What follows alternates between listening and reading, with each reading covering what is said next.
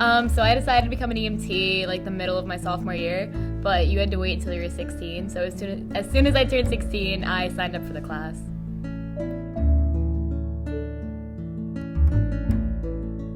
I always kind of wanted to be an EMT because I always thought it was really cool, but I also am going pre-med in college, so I thought that it would help like my resume and my applications and stuff like that.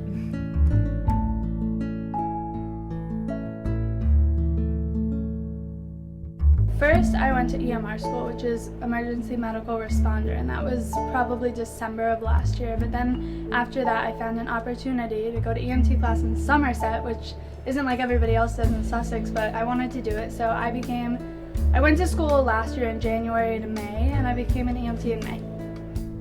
With being an EMT, I learned a lot about obviously medicine and like how to help people and stuff like that, but I also learned about teamwork and dedication and caring for people and empathy and everything like that. I have worked with Lauren, I've gone on a few calls with her, and I really do like it because we're at the same level where we don't have like the experience that some of the people here may have, but we can work off of each other and give each other confidence that we did go through school and we know what we're doing. And even though we're young, we can work off of each other and we can treat the patient fine.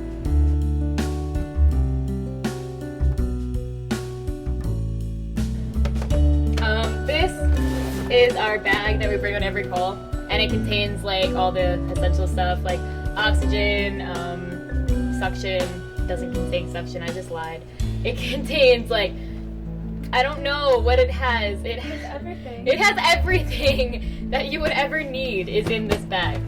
And then this is your trauma bag.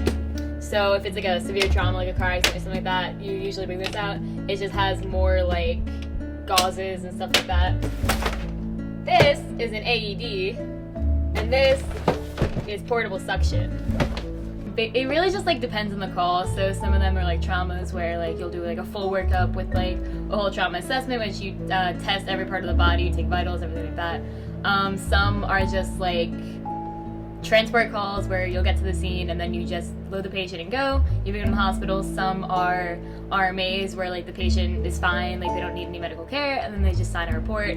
What we do for the patient really depends on what they need. If it's an airway problem, we'll give them oxygen and take care of their airway. If it's a trauma, we'll attend to their trauma, bleeding, depending on what they need. But really, we're trained in such a broad aspect that whatever the patient has, we're able to take care of their basic needs to get them to the hospital, to get them the specific treatment they need. I will hopefully not be an EMT for the rest of my life. I mean, it's a great profession and everything, but I'm hoping to advance my career and I want to go to med school and become a doctor. Hopefully, I'm going to be going to James Madison. And make sure there is no pulse, because if there is a pulse, you wouldn't use an AED. So once you decide if the patient actually needs the AED, you're going to open it up and turn it on. Remove clothes from patient's chest. Look carefully at the pictures on the white adhesive pads. Peel one white pad from the gray case. Place pad exactly as shown. Press firmly to bare skin.